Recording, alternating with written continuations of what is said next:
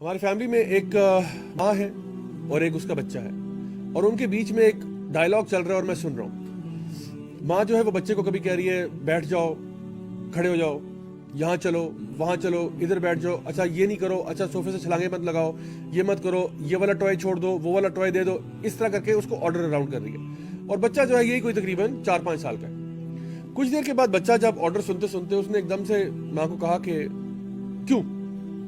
ماں نے جب اس کو کہا کہ یہ ٹوائے چھوڑ دو اور آرام سے یہاں کے بیٹھو، اس نے کہا کیوں؟ تو ماں نے کیا جواب دیا؟ ماں نے کہا میں تمہاری ماں ہوں اس لیے۔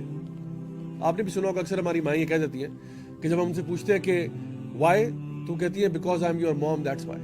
ماں باپ کا بچے کے ساتھ اگر یہ رشتہ ہے تو سوچیے کہ بندے کا اللہ سے کیا رشتہ ہے۔ کیونکہ ماں باپ نے بچے کا خیال رکھا، اس کو پال پوس کے بڑا کیا، لیکن انہوں نے بچے کو اپنے ہاتھوں سے ڈیزائن نہیں کیا، انہوں نے بچے کو وہ سب کچھ عطا نہیں کیا جو کہ اللہ نے اس کو عطا کیا۔ اللہ اصل میں وہ ہے جس نے انسان کو تخلیق کیا، اس کو پیدا کیا، اس کے لیے نرشمنٹ کا انتظام کیا، بندوبست کیا، اس کو عقل دی، سمجھ دی، وہ ساری کوالٹیز اور سارے ایٹریبیوٹس دیے جو اس انسان میں ہیں۔ تو سوچئے کہ پھر اگر بچہ ماں باپ کے ساتھ یہ رشتہ رکھتا ہے کہ وہ جانتا ہے کہ اگر ماں باپ کو حکم دے تو اس کو ماننا چاہیے، تو بندے کے لیے کتنا ضروری ہے کہ جب اللہ کوئی اس کو حکم دے تو وہ حکم کو مانا کرے۔ اچھا، یہ جو اللہ تعالیٰ کے احکامات ہیں نا، اصل میں اسلام کا مطلب یہ ہے کہ اللہ تعالیٰ کی اوبیڈینس میں آ جانا، to submit, to surrender yourself to the commands of Allah سبحانہ وتعالیٰ، اپنے آپ کو اللہ تعالیٰ کے آگے سبمٹ کر دینا۔ جب اللہ کا حکم آتا ہے تو کہنا سمعنا و اطعنا، وی ہیئر اینڈ وی اوبے، اللہ کی بات ماننا۔ کیوں؟ کیونکہ ہم جانتے ہیں کہ اللہ نے ہمیں پیدا کیا، اللہ ہمارا خالق بھی ہے، مالک بھی ہے، رازق بھی ہے، اور اللہ ہم سے بہت بہتر جانتا ہے۔ اللہ العلیم بھی ہے، الحکیم بھی ہے، جو بھی فیصلے اللہ تعالیٰ کے ہیں وہ ہمارے حق میں بہتر ہے۔ اللہ ہماری ماں سے زیادہ محبت کرتا ہے۔ اللہ تعالیٰ چاہتا ہے کہ انسان جنت میں چلا جائے، پتہ نہیں انسان چاہتا ہے کہ نہیں چاہتا۔ تو اللہ سبحانہ تعالیٰ نے انسان کو پیدا کیا اور اس کو کچھ احکامات دیے۔ اب ایشو یہ ہے کہ یہ جو احکامات ہیں، کبھی کبھار ایسا ہوتا ہے کہ ہماری سمجھ میں آ جاتے ہیں اور کبھی کبھار ایسا ہوتا ہے کہ ہماری سمجھ میں نہیں آتے، لیکن کرنا ہم نے پھر بھی وہی ہے جو اللہ کا حکم ہے۔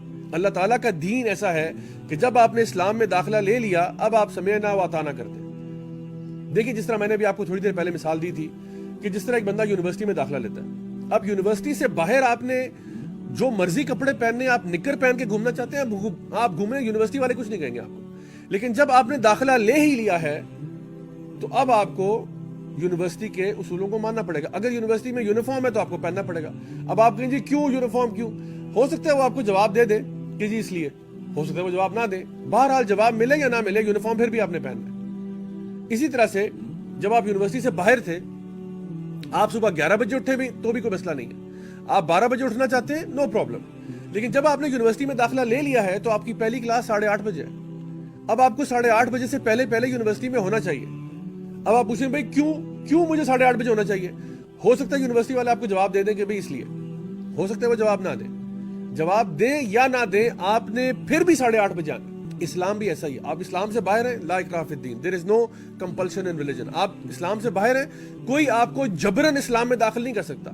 نہ وہ جو جبرن لے کے آ رہا ہے اس کو فائدہ ہو رہا ہے آپ کو جبرن لے کے آنے میں، اور نہ آپ کو فائدہ ہو رہا ہے، کیونکہ آپ دل سے تو مانتے ہی نہیں ہے بات کو۔ ایک بندہ جبرن مسلمان ہوتا ہے، اس کو کیا فائدہ ہو رہا ہے؟ وہ اندر سے تو مسلمان نہیں ہے، وہ اوپر سے ٹھیک ہے وہ بیچارہ مجبوری میں اس نے قبول کر لیا کیونکہ آپ نے اس کو گن پوائنٹ پہ اسلام قبول کروایا، تو یہ تو اسلام نہیں کہتا۔ لا اکراہ فی الدین، there is no compulsion in religion, because truth stands clear from falsehood.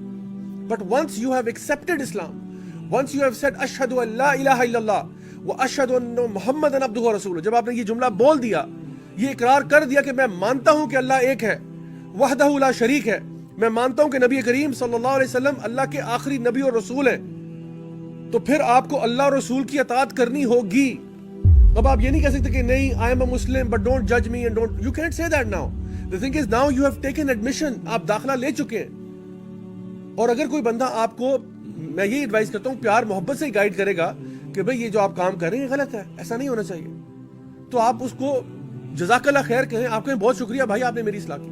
تو چلو اگر کسی وجہ سے آپ سے اسلام کی کچھ احکامات پریکٹس نہیں ہو پا رہے، کچھ ایسی عادتیں بری پڑ گئی ہیں جو کہ نہیں چھوٹ رہی ہیں آپ سے، تو اللہ تعالیٰ سے توبہ کی جا سکتی ہے، معافی مانگی جا سکتی ہے، اور اس پہ انسان مستقل طور پر توبہ کرتا رہے تو کیا ہوتا ہے، ایونچولی وہ گناہ چھوٹ جاتا ہے، ایونچولی وہ برائی چلی جاتی ہے۔ لیکن مسئلہ تب ہوتا ہے جب انسان توبہ کرنے سے توبہ کر لیتا ہے، وہ یہ اپنے دماغ میں بات بٹھا لیتا ہے کہ اب میں توبہ نہیں کر سکتا کیونکہ میرے گناہ اتنے زیادہ ہو چکے ہیں کہ اب مجھے نہیں لگتا اللہ مجھے معاف کرے گا. تو my dear brothers and sisters, یہ بات اچھی طرح سے سمجھ لیں کہ جب انسان دین پر چلنے کا فیصلہ کر لیتا ہے، جب وہ دین میں داخل ہو جاتا ہے، تو اس کو چاہیے کہ وہ دین کو پڑھے، دین کو سمجھے اور تمام احکامات کے اوپر پورا اترنے کی کوشش کرے.